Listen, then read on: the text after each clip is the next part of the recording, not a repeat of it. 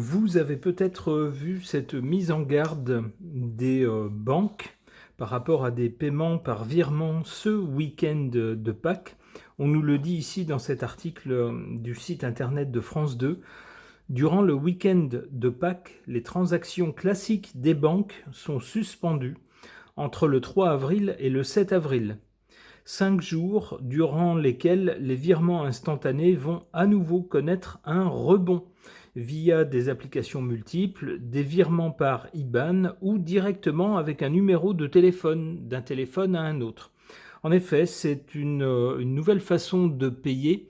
Ça n'existait pas autrefois. Autrefois, il fallait passer par sa banque. C'était un peu comme si on demandait à la banque de faire une transaction, de prendre de l'argent de notre compte en banque pour le transférer vers un autre compte en banque dont on spécifiait les données.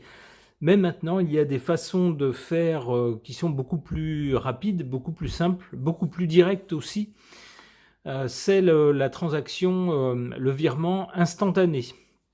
Si vous faites ça, si vous faites des paiements via le site internet de votre banque, vous avez dû voir cette proposition parfois d'un virement instantané. Alors le virement instantané, c'est bien puisque c'est payé tout de suite, donc on n'a pas de délai dans le paiement. C'est pas bien parce qu'on ne peut pas l'arrêter si on s'aperçoit qu'on a fait une erreur. Ce qui est payé est payé.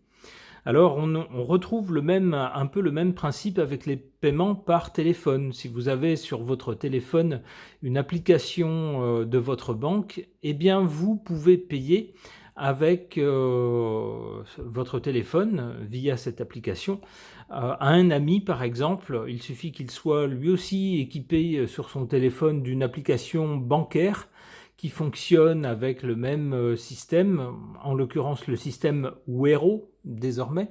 Eh bien vous pouvez payer, je ne sais pas, une participation à un cadeau, le cadeau à Martine qu'on a fait à 4 ou 5, il y en a pour, je ne sais pas, 12 € par personne.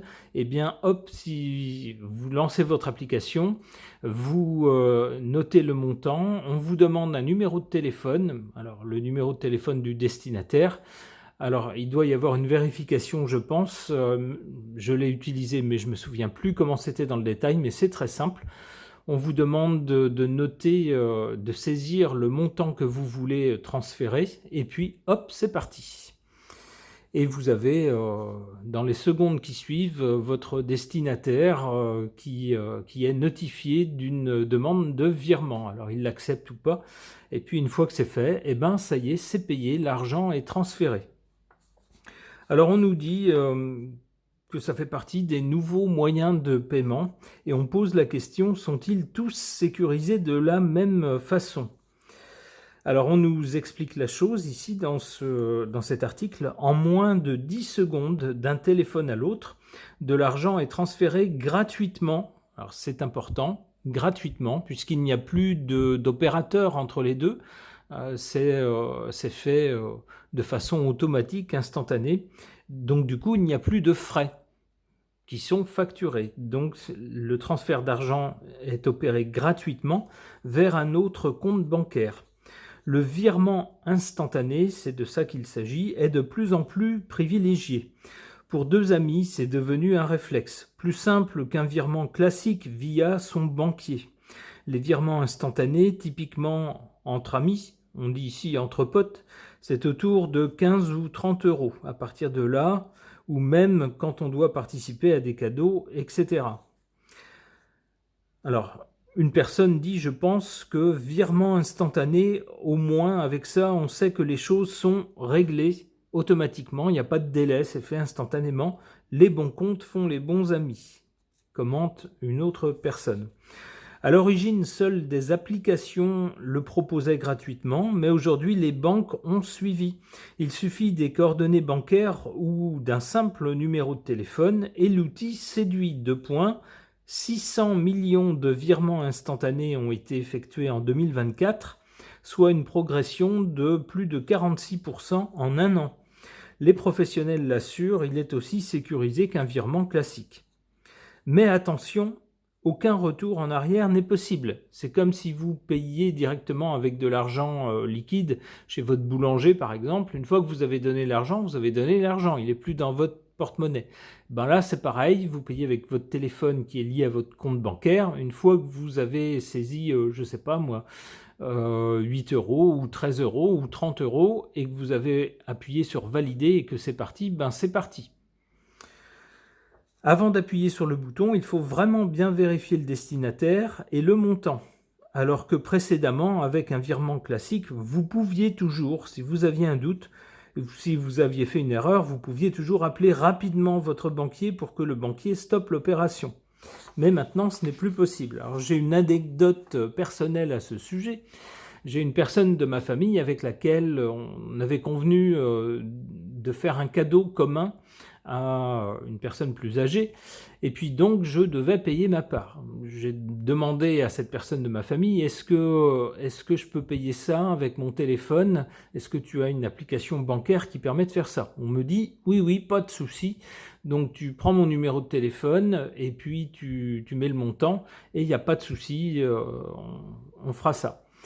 Donc je paye ma part, je cherche le numéro de téléphone, je saisis le montant de ma participation et je fais valider ou envoyer, je ne sais plus, un des deux.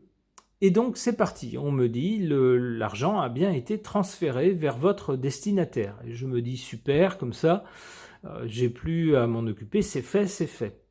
Je prends quand même la peine d'envoyer un petit message, un petit SMS à la personne de ma famille pour dire j'ai fait ton virement de temps. 2 jours plus tard, la personne me dit « Je ne comprends pas, j'ai toujours pas le virement sur mon compte bancaire. » Ah, je dis « Écoute, je sais pas, de mon côté, le virement a pourtant été validé. L'application m'a bien dit que c'était fait, que c'était transféré. Donc, de mon côté, c'est tout bon et j'ai bien le décompte sur mon compte. » Donc mon destinataire vérifie et revérifie et puis soudain se rappelle qu'il a un vieux compte à la poste, un vieux compte dont il se sert pratiquement jamais, et il vérifie et c'est bien là qu'a été viré l'argent. Pourquoi? Parce que son application bancaire, ou du moins avec son téléphone, il a lié son téléphone à ce compte-là, ce compte bancaire-là. Donc faites attention. Également à savoir à quel compte est lié votre numéro de téléphone si vous avez plusieurs comptes bancaires. Voilà, ça c'est une anecdote personnelle. Alors pour revenir ici à notre article, on nous dit l'engouement pour ce mode de paiement est tel que plusieurs grandes enseignes, donc des commerces, veulent s'emparer de cette technologie pour en faire un moyen de paiement. Un boulanger, lui aussi, se dit intéressé pour supprimer les frais sur les transactions. Chaque fois qu'on vend une baguette, on n'est pas payé de l'intégralité de notre baguette. Il y a un petit bout du gâteau qui part pour le banquier. Regrette donc un boulanger, ici un responsable de boulangerie. Donc voilà pour ce nouveau moyen de paiement, le virement instantané qui peut se faire par téléphone. Alors on nous dit ici que ça connaît un essor important ces temps-ci. Alors, est-ce que c'est quelque chose qui va s'imposer comme un moyen de paiement ou est-ce que ça va rester seulement un moyen de paiement parmi d'autres? J'interroge à ce sujet mon tarot Mio.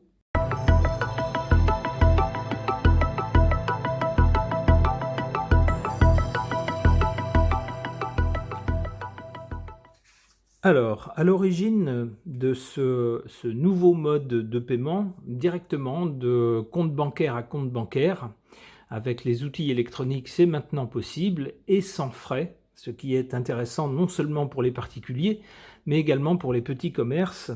Qu'est-ce qu'on a donc à l'origine? On a cette carte du monde qui peut souligner le succès que connaît ce mode de paiement.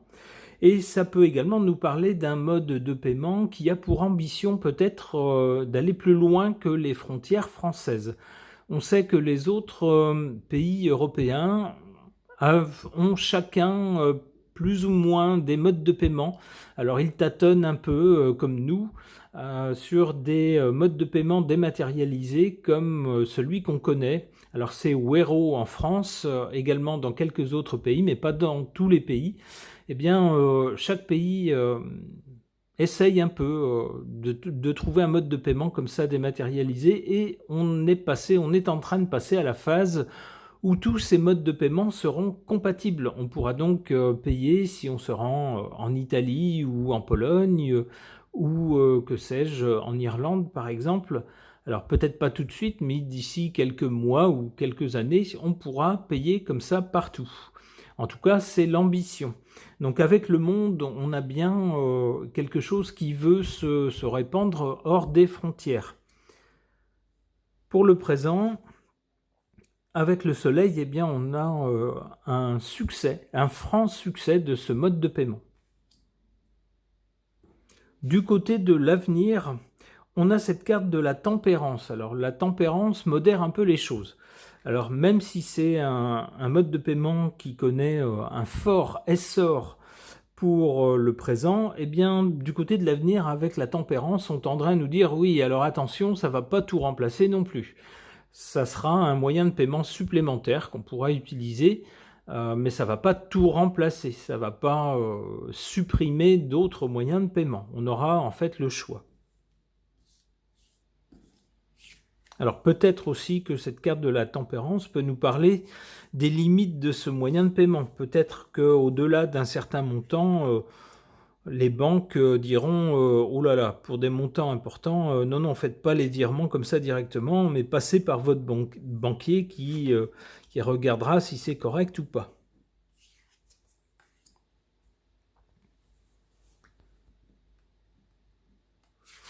En carte défavorable, le pendu. Le pendu, c'est quoi son histoire ou ses valeurs?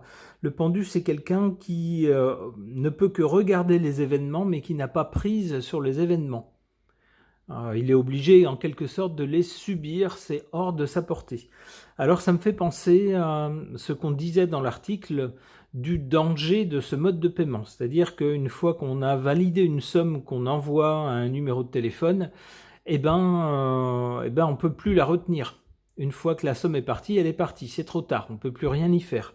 Alors qu'avec les virements d'autrefois, si j'ose dire, ou les virements classiques, ça passe par les mains du banquier et c'est pas instantané. Donc, si on a fait une bêtise, par exemple, si on s'est trompé de destinataire ou de montant, on peut encore appeler très vite la banque et puis dire hop, hop, hop, j'ai fait une erreur, s'il vous plaît, ne faites pas ce virement. Et bien là, avec ce nouveau mode de paiement, ce virement instantané, une fois qu'on a cliqué sur valider, la somme est partie. C'est trop tard, on ne peut plus la retenir. En carte favorable, on a cette carte de la Maison Dieu qui nous parle d'un choc, de quelque chose oui, qui secoue le cocotier, mais ici c'est de façon favorable. Alors ça pourrait nous parler justement des frais qui sont supprimés lors de ces paiements par virement, ce qui change tout. Et puis ce qui change aussi, c'est le côté instantané. C'est-à-dire qu'en quelques secondes, c'est fait, et en quelques secondes, l'argent arrive sur l'autre compte. Et en quelque sorte, on enlève tout ça des mains des banques, des banquiers. On fait nos petites affaires entre nous. Alors, ça vaut aussi pour les systèmes de paiement dépendant de sociétés étrangères. Lorsque vous payez avec une carte Visa, par exemple, ou Mastercard ou American Express, eh bien, ça passe par des sociétés de paiement qui se trouvent aux États-Unis. Et ces sociétés peuvent très bien, pour une raison X ou Y, par exemple, empêcher votre transaction ou signaler votre transaction. Eh bien là, avec un paiement de banque à banque, elles n'ont plus la main sur votre paiement. On nous dit ici, avec cette carte de la Maison Dieu, que c'est une révolution en quelque sorte. Ça secoue vraiment la façon de payer. Et avec la carte dans cette position, on nous dit que c'est une bonne chose.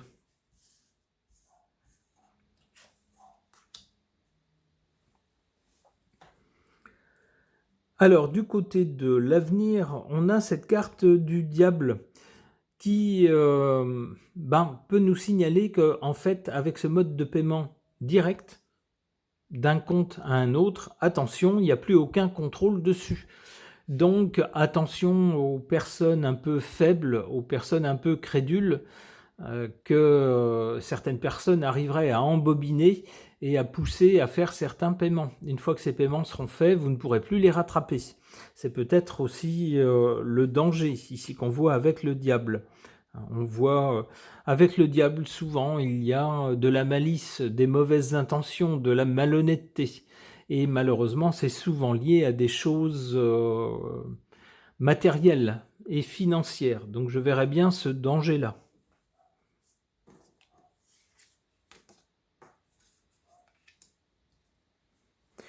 Un danger qui pourrait concerner les jeunes, en particulier avec le battleur.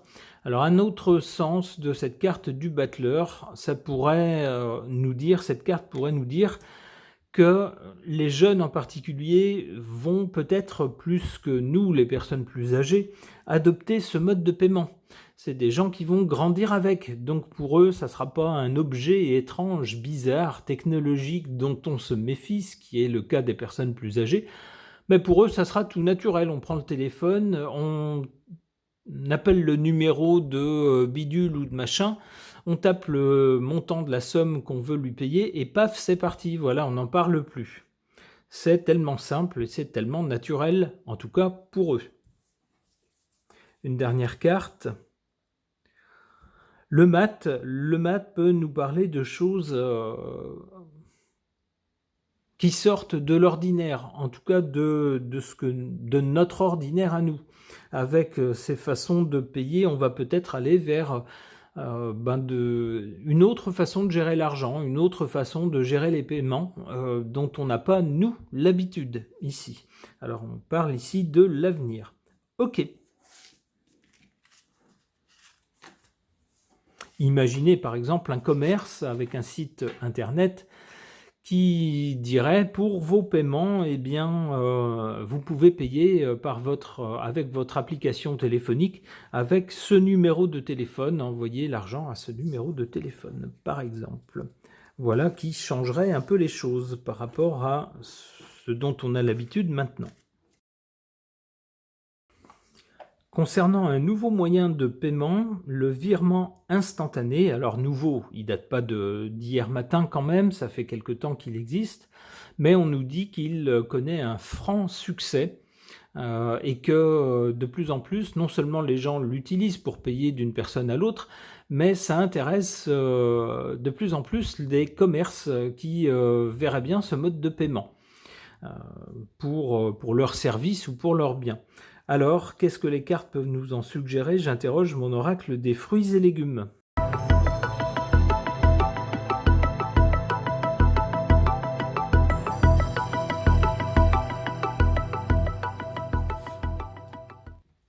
Alors, qu'est-ce qu'on a ici à l'origine? On a avec la châtaigne, se prendre une poignée de châtaigne, c'est un choc en fait, une espèce de choc électrique. Ici, on aurait bien un mode de paiement suffisamment original et suffisamment direct, simple en même temps, pour représenter un choc dans la façon qu'on a de payer différentes choses. On a ensuite pour le présent cette carte du cornichon. Alors, le cornichon, c'est celui qui n'est jamais d'accord, c'est celui qui ne veut pas, c'est celui qu'on n'arrive pas à convaincre. Alors ça pourrait nous parler de certaines personnes en France qui voient ce mode de paiement d'un œil assez suspicieux et qui se disent ben, « moi j'utiliserai jamais ça, j'ai pas du tout confiance ». Du côté de l'avenir, du résultat, on a cette carte de la tomate rouge qui signale une émotion. On nous dit lorsqu'on est rouge comme une tomate. Alors une émotion, ça peut être une émotion aussi qu'on éprouve face à certaines nouveautés qui, comme nous le dit le cornichon, ne plaisent pas à tout le monde, et puis certaines personnes s'en émeuvent, se disent non, non, non, ce nouveau mode de paiement qu'on nous présente, eh ben moi j'en veux pas, et puis on a même une émotion assez forte par rapport à ce genre de choses, parce qu'on ne fait pas du tout confiance. Alors ça pourrait être ça.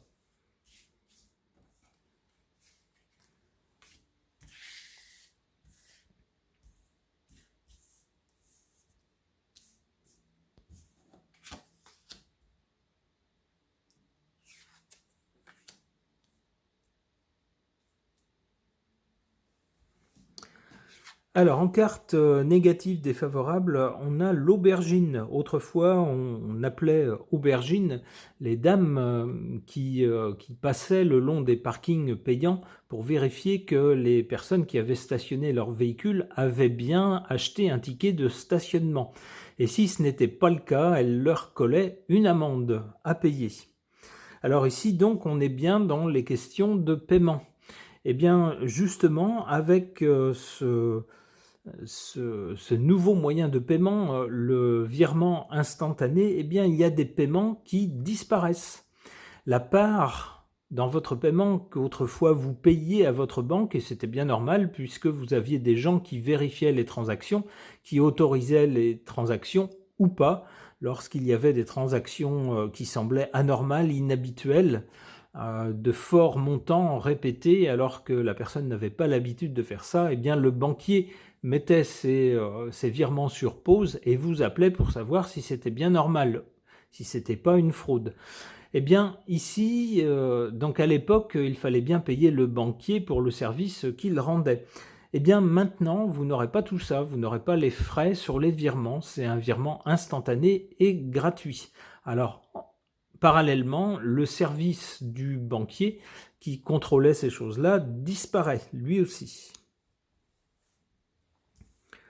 En carte favorable, cette carte de la prune, lorsqu'on se prend une prune, c'est que c'est un mot familier pour désigner une amende. Par exemple, lorsqu'on a roulé un peu trop vite, lorsque on avait acheté un stationnement pour 1 heure et qu'on reprend le véhicule un peu plus d'1 heure après, eh bien vous pouvez avoir une prune, une amende. Eh bien, semble-t-il, on irait peut-être vers un moyen de paiement facile avec le téléphone, par exemple, pour payer ces amendes. Très facilement, hop, on pourrait directement payer d'un compte à l'autre sans que ça passe par une vérification bancaire. Alors ça prend l'exemple de la prune, mais ça pourrait nous dire que de plus en plus, on pourra payer très facilement des tas de choses liées à l'administration, liées à des services, on pourrait dire des services liés à l'État français. Alors du côté de l'avenir, on a une forte émotion ici avec la tomate et on a à côté le kaki. Le kaki nous parle de choses militaires et entre autres on pourrait l'étendre aux forces de l'ordre. Alors on pourrait voir peut-être avec ce nouveau moyen de paiement qu'à l'avenir il y aura peut-être une intervention de la police, on pourrait dire, ou de la gendarmerie, liés à certains paiements. Alors si certains paiements ne passent plus par les mains d'un banquier, mais se font automatiquement d'un compte à l'autre, on aura quand même peut-être parfois certains contrôles qui pourraient donner lieu à l'intervention de personnes chargées de maintenir l'ordre. On peut penser par exemple à des paiements que certains feraient entre amis, peut-être pour des choses pas très légales. Au bout d'un moment, peut-être qu'il y aura des contrôles inopinés et que les forces de l'ordre interviendront en disant « Dites donc, vous avez payé quoi là avec ce montant ?» Ça correspondrait à des choses qu'on surveille depuis un moment, des drôles de trafic, et bien maintenant on va vous demander de justifier tout ça. C'est ce que je verrai avec cette carte du kaki. Donc c'est ce nouveau mode de paiement, le virement direct, n'échappera pas peut-être à l'œil inquisiteur de certains services de notre République.